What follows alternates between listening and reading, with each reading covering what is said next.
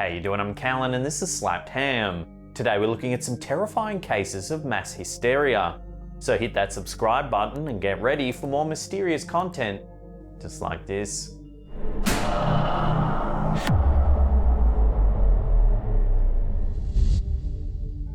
July 13th, 1980 started as an exciting day at the Hollinwell Showground near Kirkby in Ashfield in the UK.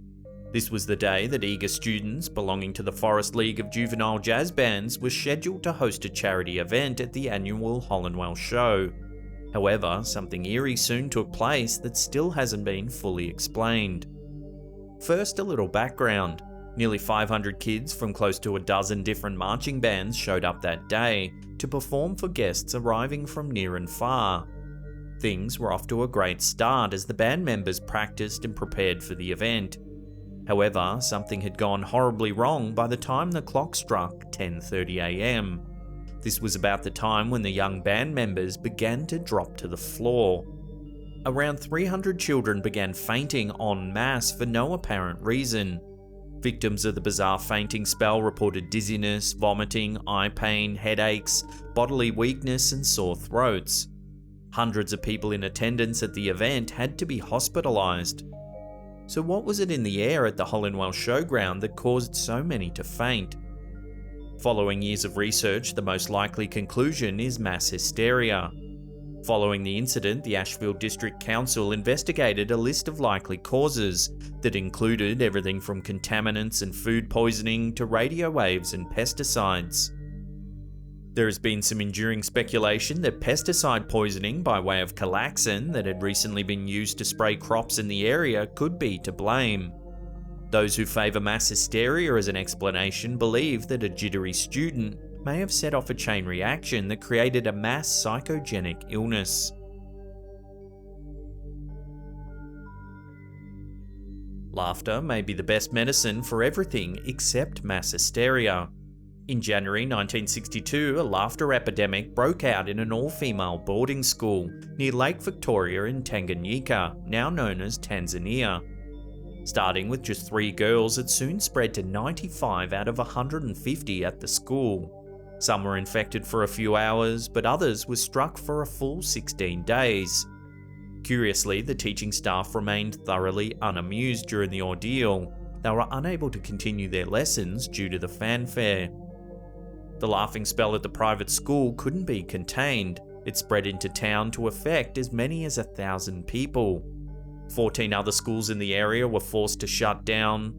What's more, the symptoms evolved to include fainting, breathing issues, nausea, rashes, and screaming.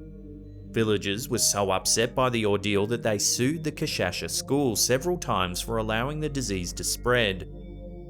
So what's so funny that thousands of people were struck by a laughing illness? It turns out the laughter hysteria was probably caused by stress. In 1962, students in Kashasha had a lot on their minds. For one, this was the year that Tanganyika became an independent state. Second, girls at the school that served as the infection site had recently reported feeling stressed by the strict standards of their teachers. It turns out that laughter is a common psychological response to stress. It's often most seen in people who feel powerless to express the way they feel because it creates a signal for distress without verbal expression.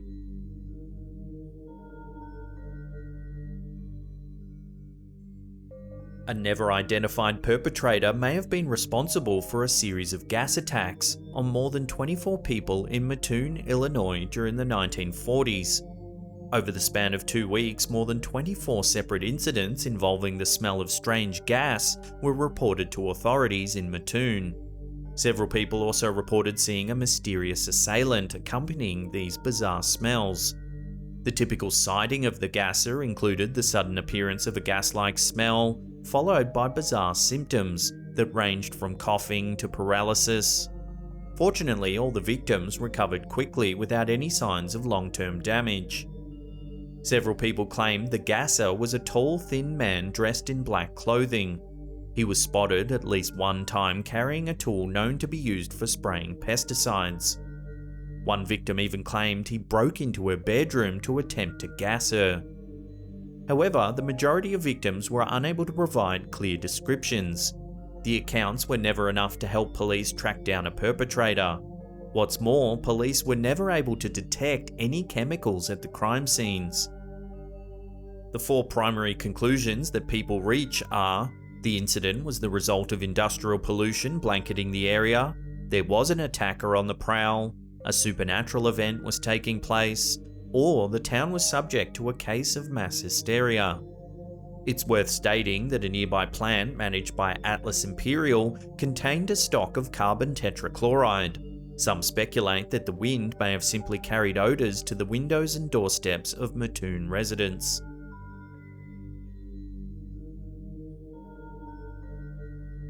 Did 300 kids in Portugal become infected with a television virus?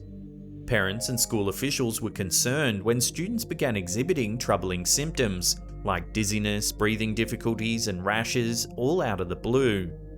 The mysterious illness quickly spread to more than 14 schools throughout Portugal.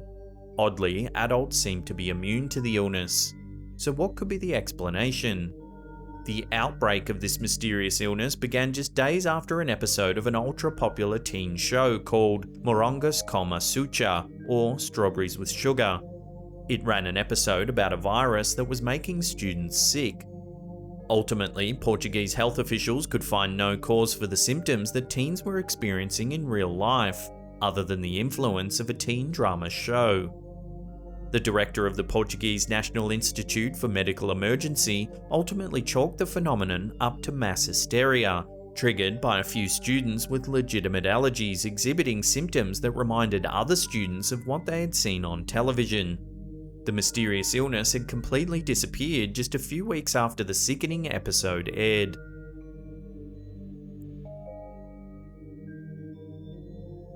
This next curious case of mass hysteria actually spans a number of convents in several countries. Allegedly, it was not uncommon to hear meowing sounds outside a certain French convent sometime in the 15th century. Unfortunately, a more specific date is unknown. The story goes that a young nun began meowing out of the blue one day. It wasn't long before her entire convent began to join her to form what became known as the Meowing Nuns. Neighbours of the convent claimed to hear the meowing taking place at all hours of the day and night. In Germany, a case of mass hysteria supposedly broke out after one nun began biting the other nuns. It was only a matter of time before all the nuns were biting each other. The cause of all the biting and meowing?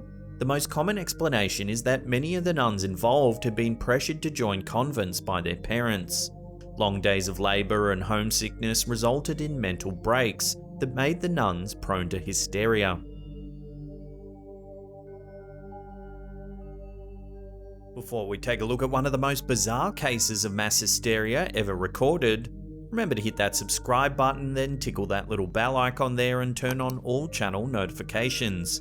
That way you'll be notified every time we drop our mysterious videos. Also, remember to give that thumbs up button a big double axe handle right to the face.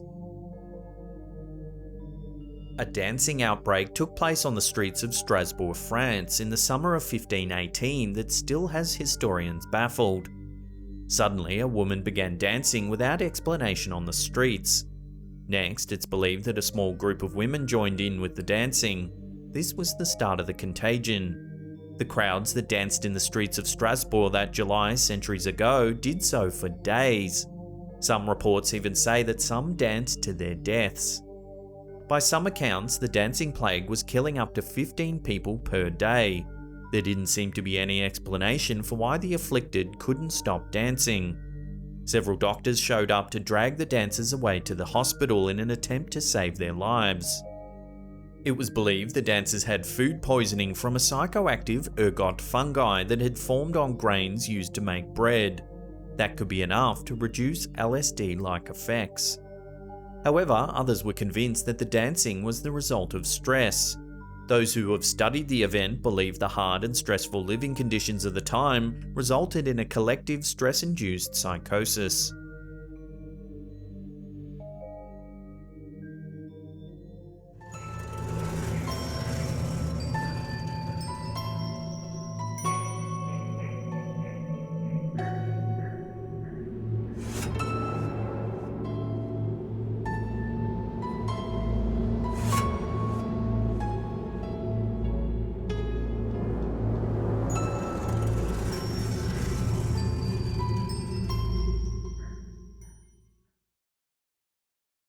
If you can't get enough of the old slapped ham, then don't worry, we've got you covered. Check out that video on the top there.